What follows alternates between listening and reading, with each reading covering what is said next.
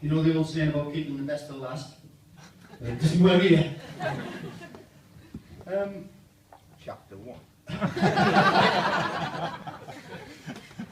I'm just waiting for my eyes to clear, actually. I'm getting a bit emotional there. First of all, I'd like to thank everyone for coming tonight and helping make Sean and Louise's wedding day a special and memorable occasion. Those who all stayed home and made my job a lot easier. I was a little bit nervous and apprehensive of being best man, obviously having to give the best man speech. Though Sean kindly reassured me and said that he thought I would do fine, and if I was particularly kind to him during the speech, I could be best man in his next one. To be honest, I kind of expected I might end up as Sean's best man. The thing is, I never expected to actually find someone to marry him. For those of you who don't know me, my name's Eric, and I've known Sean and his family for 15 years plus. Although Pauline would probably say it feels like double that. I started off as Sean's coach and also coached the rest of his family, and that includes Alan. All that was about 40 pounds ago. So up to now, I've been godfather to Tia, Sean's niece.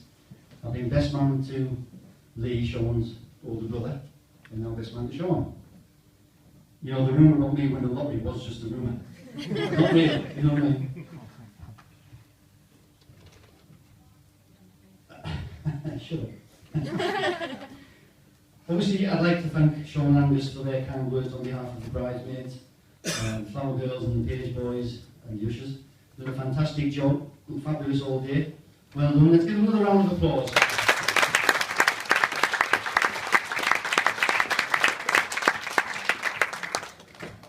I heard Sean commenting on how nice the girls looked earlier on, and I told him that this is probably the last time we get away with complimenting other women in front of his wife. I did it before this, so... Sean, I was glad to see you put a little bit more effort into your speech than the first draft, which kind of went along the lines of, Louise is a lucky girl, isn't she?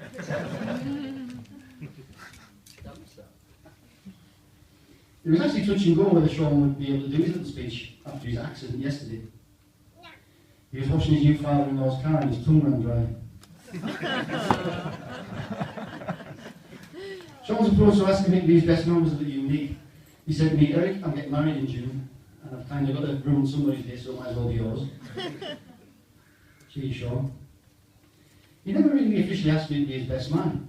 I kind of got the idea when I received a scroll wedding invitation, and I'd popped a couple of cufflinks to my best man. That's actually true. It's traditional for the best man now, at this point, to usually try to embarrass the groom with tales and anecdotes from their past, usually drinking exploits or wild nights out on the town. But due to the little difference in our wages, that's a little bit difficult, because I would have been on the lager and Sean would have still been on the Cowgate. Yes.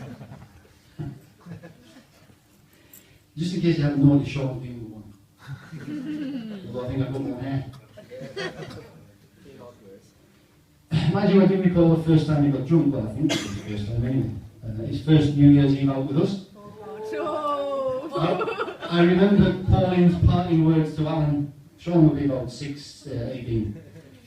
Pauline's parting words to Alan were, "Mind don't be buying any beer." Sean went on to consume about 8 or 9 pints, and then threw up all the way home several times, ended up passed out on the toilet. And I believe me and Claire had to put him to bed before anybody could use the loo. Again, that's true.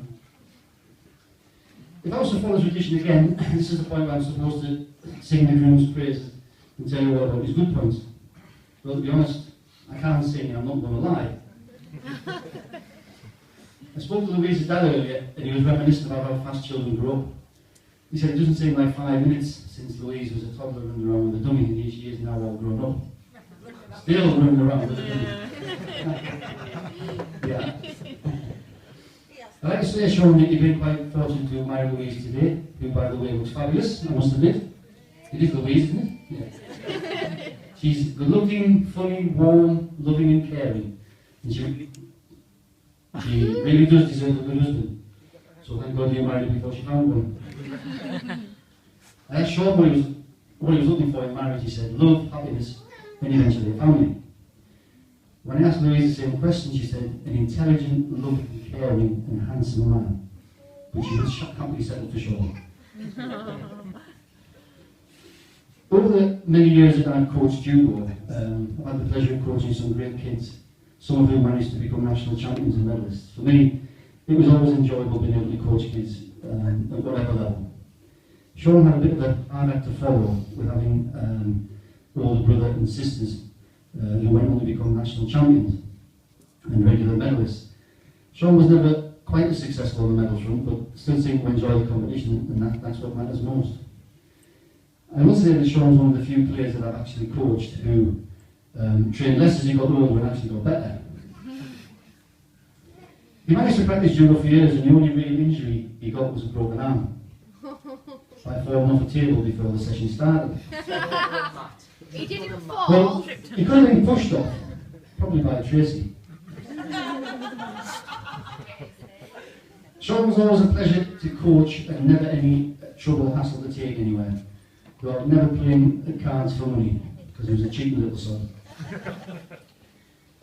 I have enjoyed many trips away with Sean, not only to judo competitions, theme parks, air shows, car shows, and such like. And it was great watching him obviously grow up and develop. And I have to thank Sean and his family for allowing that to happen. Not forgetting, of course, the many trips to Butlins. He doesn't get invited, so he just turns up.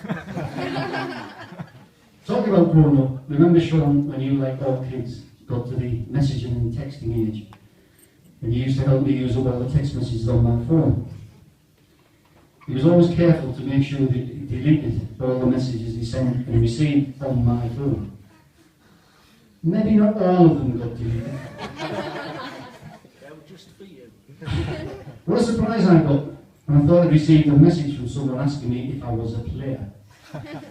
Whatever that means, etc., etc. I believe that one. Also, remember Sean, when you watched your brothers and sisters get to the age when they were old enough to have a tattoo? Sure enough, your time came and you joined the club and got a tattoo. I think I hadn't heard of his latest one though. Sean asked the tattooist if he could have Sean and Louise tattooed on a certain part of his anatomy. The guy looked and said he couldn't manage Sean and Louise, who could get SNL to fit. S on one side, L on the other. Not much left. I do have a little task to perform. Louise, I've got a little present here from Alan. Would you like to open it? Yeah, go on, open it. Lou, you've been waiting for this for years, this moment. What you will be.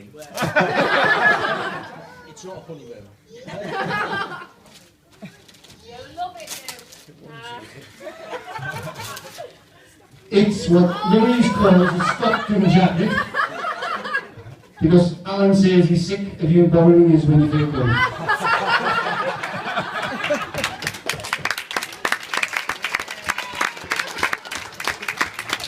Don't worry, Sean. You haven't left me out. Well, I've left you out, no, we're all here for you. It's been retrieved. Go on.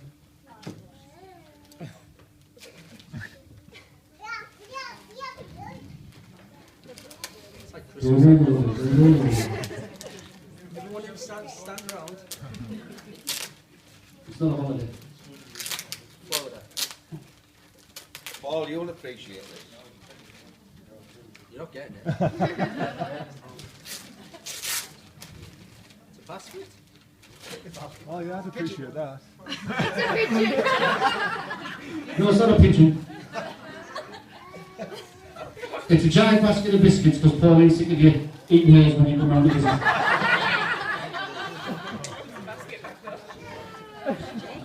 Well, that's about all I have left to say. I was under strict instructions to keep my speech to under 10,000 words. I don't know what you meant by that, Sean. Anyway, I would now like to take this opportunity to wish Sean and Louise, as they start their married life together, all the health, happiness and success in the world. and I'm sure they'll have many happy years together once Louise teaches them who's the boss. So, ladies and gentlemen, without further ado, I'd like to ask you all to join me in being upstanding to raise the toast to you, Mr. and Mrs. Harrison. To Sean Louise. Thank you. Sure, Louise. Which Harrison are we talking about?